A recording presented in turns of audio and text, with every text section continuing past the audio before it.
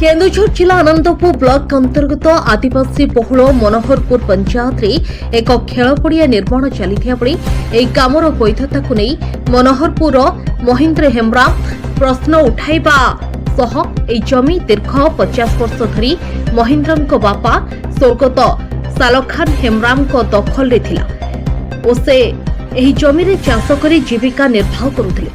ଏହା ଛଡ଼ା ଏହା ଜଙ୍ଗଲ କିସମ ଜମି ହୋଇଥିବାରୁ ଏଠାରେ କିପରି କରାଯାଉଛି ସେ ନେଇ ଆନନ୍ଦପୁର ବିଡିଓ ଉପଜିଲ୍ଲାପାଳ ଓ ଡିଏଫଓଙ୍କୁ ଲିଖିତ ଅଭିଯୋଗ କରିଥିଲେ। ମାତ୍ର ଡିଏଫଓ ଏହା ଗ୍ରାମ୍ୟ ଜଙ୍ଗଲ କିସମ ଏହା ରାଜସ୍ୱ ବିଭାଗ ଅଧୀନରେ ଅଛି ବୋଲି କହିଛନ୍ତି। ଏହାଛଡ଼ା ବ୍ଲକ ବିଡିଓଙ୍କ କହିବା କଥା ଯେ ଏହା ସରକାରୀ ଜମି ଓ ରାଜସ୍ୱ ବିଭାଗ ଏହାକୁ ପ୍ରଦାନ କରିଛି, ତେଣୁ ଏହି ଅଭିଯୋଗର କୌଣସି ଯଥାର୍ଥତା ନାହିଁ। ତେବେ କାମର ସୂଚନା ଫଳକ ନଥିବାରୁ ତୁରନ୍ତ ଏହା କରାଯିବାକୁ ଦାବି ହୋଇଛି। ଘର ଆମର ମନୋହରପୁର ଏଇ ଯୋଉ ମହେନ୍ଦ୍ର ଭାଇଙ୍କର ଯୋଉ ଅଭିଯୋଗ କରୁଛନ୍ତି ତାଙ୍କ ଜାଗାକୁ ମାଡ଼ି ବସିଛନ୍ତି ସେ ବାବଦରେ ଆପଣ ତ ଅନେକ ଦିନ ଅଛନ୍ତି, କଣ ଜାଣିଛନ୍ତି ଟିକେ କହିଲେ? ଆଜ୍ଞା, ବହୁତ ଦିନ ତା ବାପା ରଖିରେ ଆସିଥିଲା, ଦୀର୍ଘ 50 ବର୍ଷ ହେଇଗଲାଣି, ଆହୁରି ବେଶୀ ହେବ। ଆଉ ସେ ଗାଁ ଲୋକମାନେ ସେମିତି ତାର ତ ଜେଲରେ ଥିଲା ନା, ଆଉ ତାଙ୍କର ଜାଗା ଖାଲି ସେ ସେମିତି ଜବରଦସ୍ତ ମାନେ ସେମିତି ମାନେ ନେଇ ଯାଉଛି। ଆଉ ସେଟା ଚାଷବାସ କରିଥିଲେ, ଆଉ ବିଲ ବି ଥିଲା 2ଟା, ଆଉ ଟସର ଚାଷ ବି ହଉଥିଲା, ଆଉ ହଁ 500 ଉପରେ ଗଛ ଥିଲା। ଆଉ ସେଟା ମାନେ ସମସ୍ତେ କାଟିକିରି ସେ ଜବରଦସ୍ତ ସେମିତି ଜବରଦସ୍ତ କାଟିକରି ସେ ଭଳିଆ କରୁଛି, ପୋଡ଼ିଆ କରୁଛି। ଆଉ ସେଟା ତାର କୋଠି ରହିବ, କୋଠି ଘର ଦୁଆର କରିକି ରହିବ ତାର। ଆମେ ଦେଖିଛୁ ଏତେ ଦିନର ଥିଲା, ଆଉ ତାର ମାନେ ଏତେ ଦିନ ନଥିଲା ଇଏ, ଆଉ ସିଏ ନଥିଲା ବେଳେ ସେଇ ଭଳିଆ କଲା। ଆଉ ଆଚ୍ଛା, କଣ ଆପଣ ଗାଁ ଲୋକ ହିସାବରେ କଣ ଦାବି କଣ ଚାହୁଁଛନ୍ତି ତାଙ୍କୁ ତାଙ୍କ ଜାଗା ଦିଆଯାଉ କି କଣ ଚାହୁଁଛନ୍ତି ଆପଣ? ଆଉ ସେଟା ନାଇଁ ତାଙ୍କର ମାନେ ସେଠି ତା ଘର ଦ୍ୱାର କରିବ ନା, ଆଉ ସେଟା ସେଠି ବନେଇଲେ ଆଉ କୋଠି ରହିବ ସିଏ, ଛୁଆ ପିଲାଙ୍କୁ କୋଠି ତାଙ୍କ ରହିବେ।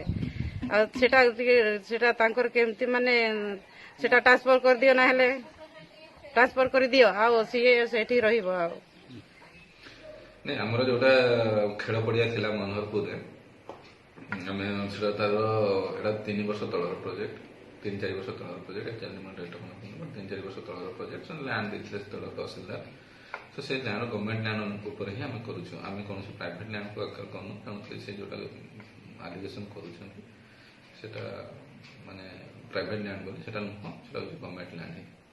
ତେଣୁ ତାଙ୍କୁ ଏ ବାବଦରେ କୌଣସି କ୍ଷତିପୂରଣ ମିଳିପାରିବ କି?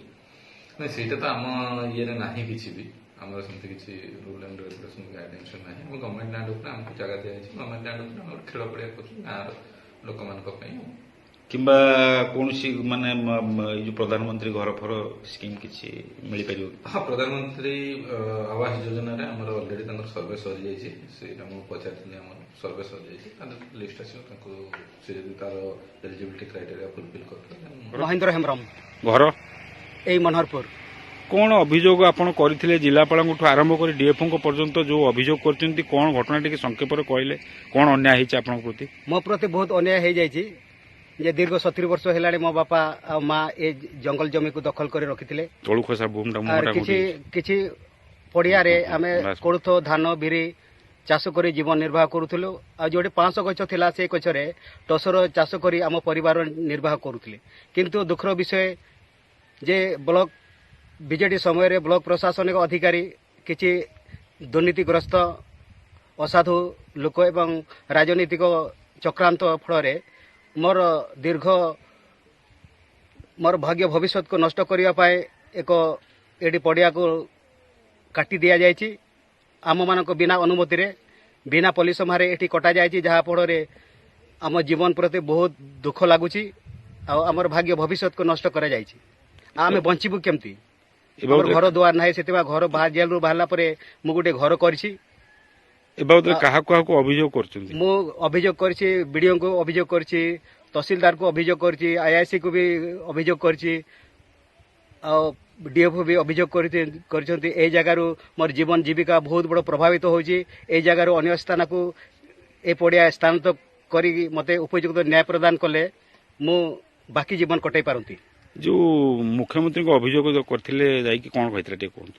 मुख्यमंत्री पाखे अभियोग करथिले अभियोग ग्रहण करिक सक्सेसफुल हो जाइछि से कलेक्टर पाखक से इनक्वारी पठे किंतु आज पर्यंत किछि मेसेज आसी मोबाइल रे किंतु कोन निष्पत्ति हेछि से विषय रे अवगत करि नहिते।